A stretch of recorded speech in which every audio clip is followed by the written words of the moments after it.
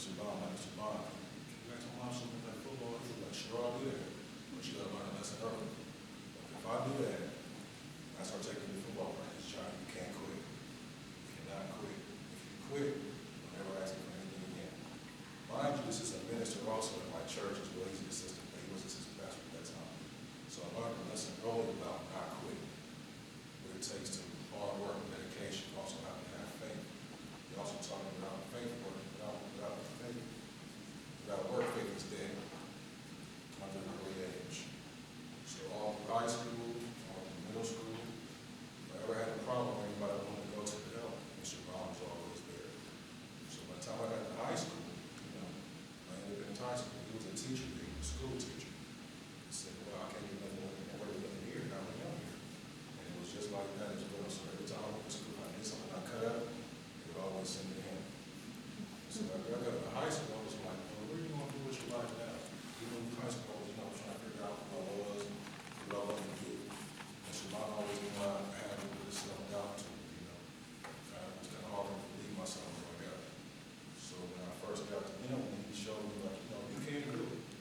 Just like a football was scared at first. He was like, no, you can do it. If you believe in yourself, you know to be true, you can do it. So high school came about. It was my senior year. And I'm glad you tapped this because I could Washington. You gave this speech about 18 years ago.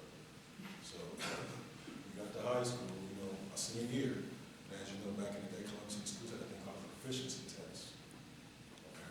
So I passed all my parts except for math. I hated math always growing up. I just was intimidated by it.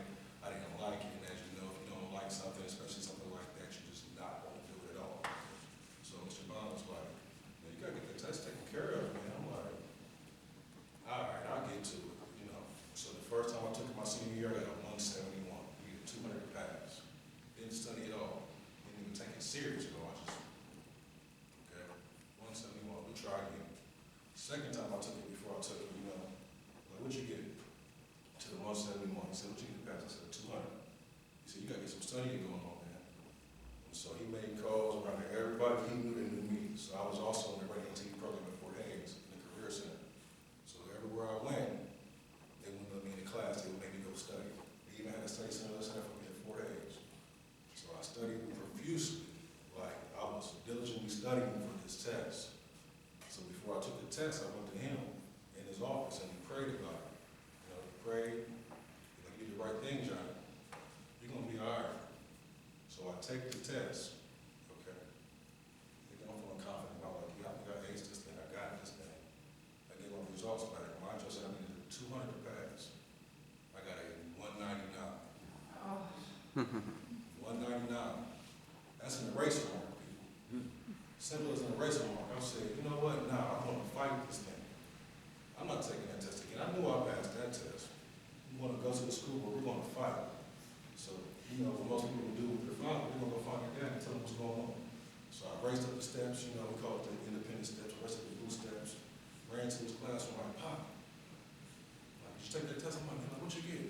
I said, I didn't pass. He said, what'd you get? I said, 199. He dropped his head, like, oh, John. He didn't know what to say to me. So, if you know my dad, that's what I call him. Sorry, my other dad, I call him Dad. He's like, well, what you gonna do now? I said, I got it. My dad, he's not going to bless me, that you can't get that bastard to me. So I'm like, I want to go fight with the school board. He said, now, that ain't what you're going to do. He said, you're going to get back in that study room and study, find out what you missed, and take the test again, you're going to pass it this time. Now I'm an 18, 17-year-old kid. I don't want to hear that. Take this test again. I just got a 199. I'm not trying to hear that. I'm frustrated, So he was like, no, do what I tell you to do. If you do what I tell you to do, you're going to get the results you want. That's what the mentor was always about, getting the results you want. So I wrestled with myself a little bit. I finally got back in there, and I sure did do that. I studied, took my butt off the time. So much to the point where, as I was studying, I realized what I missed. Percentages and whole numbers. I didn't take the decimal. I didn't take the percentage and turn it into a decimal, so I missed the question. So the third time I took that test, so I got this thing now. So much so, to give you an hour to take it, I took it, I was done in 20 minutes. So I'm sitting here like, oh, man. Let me go back and check some math. I'm getting done too quick. I don't think I should be able to get done this quick. But you know, confidence came about, I said, I got this thing. I typed it in, we were like 2 weeks later, I got the results. I got a 214. I got the second highest score that took that test that time. And what that did for me is it built my confidence. Like I said, you know, listen, people like my mentor out. Mr. Bond went to Central State. That's why I chose to go to Central State. He told me to make a man out of me if I can make a duck man anywhere. He also plays a fraternity called Alpha Phi Fraternity Incorporated. My 4th year there, I was ready. In my first 2-3 years, I wasn't ready for that.